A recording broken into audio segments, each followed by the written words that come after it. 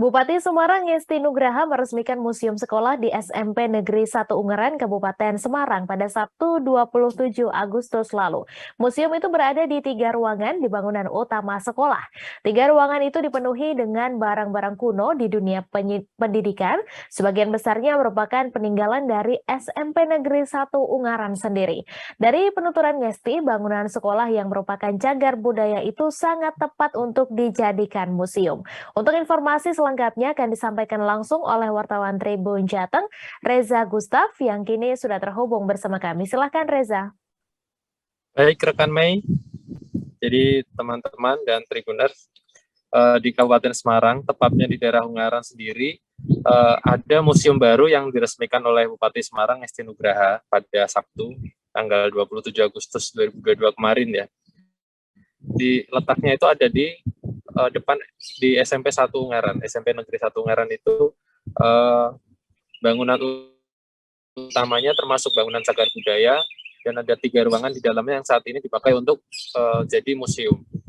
Ya, dari 3 ruangan tersebut salah satunya, satu diantaranya itu digunakan untuk ruang literasi atau berisi tentang sejarah atau tulisan-tulisan edukasi mengenai sejarah dan profil dari bangunan itu sendiri, bangunan SMP Negeri 1 Ungaran itu.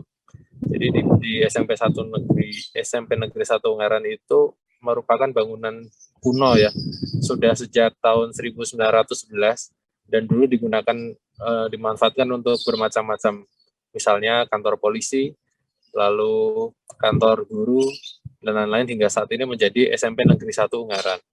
Dan untuk ruangan lainnya itu ada benda-benda kuno, terutama benda-benda di bidang pendidikan. Misalnya sabak, jadi seperti media tulis, alat tulis zaman dulu karena belum ditemukan kertas ya pada tahun 1950 saat itu, murid-murid di sana menggunakan sabak dari batu granit.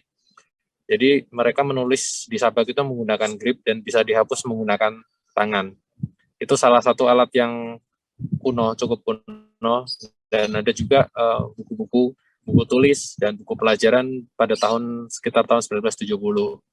Kemudian ada tas guru juga yang dipakai zaman dulu, lalu ada alat-alat percetakan, alat-alat komunikasi seperti telepon milik sekolahan sendiri. Ada sepeda juga ya, sepeda kuno yang dulu sering dipakai oleh guru dan murid-murid. Jadi ada salah satu sepeda itu yang saat itu sedang ngetren dipakai oleh murid-murid.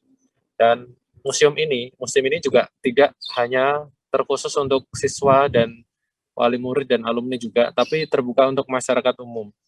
Jadi Kepala Sekolah SMP Negeri 1 Ungaran, Bu Tati, mengatakan bahwa ini terbuka museum bagi masyarakat yang ingin melihat atau ingin mendapatkan wawasan lebih, bisa langsung datang saat hari kerja dan jam kerja. Jadi Senin sampai Jumat dan pagi sampai sore. Begitu. Jadi ini merupakan hal baru, museum sekolah baru yang ada di Ungaran, dan pemerintah sendiri nanti harapannya akan ada museum-museum yang lain atau pelestarian bangunan-bangunan cagar budaya yang lain. Karena di Ungaran tersebut banyak juga ada bangunan-bangunan yang terbilangnya kuno dan termasuk cagar budaya seperti Benteng Willem, lalu ada Gedung Kuning, dan lain-lainnya. Itu nanti pemerintah mengupayakan untuk melestarikan dan membuat bangunan tersebut menjadi hidup kembali. Jadi dimulai dari SMP 1 Ungaran ini. Begitu yang bisa disampaikan, Mei, dari Ungaran, Kabupaten Semarang. Baik, terima kasih rekan Reza Gustaf atas laporan Anda. Selamat bertugas kembali, dan benar wartawan kami juga telah menghimpun wawancara dengan Kepala SMP Negeri 1 Ungaran, Ketua Tim Ahli Cagar Budaya Kabupaten Semarang, dan inisiator Museum SMP 1 Ungaran. Berikut tayangannya untuk Anda.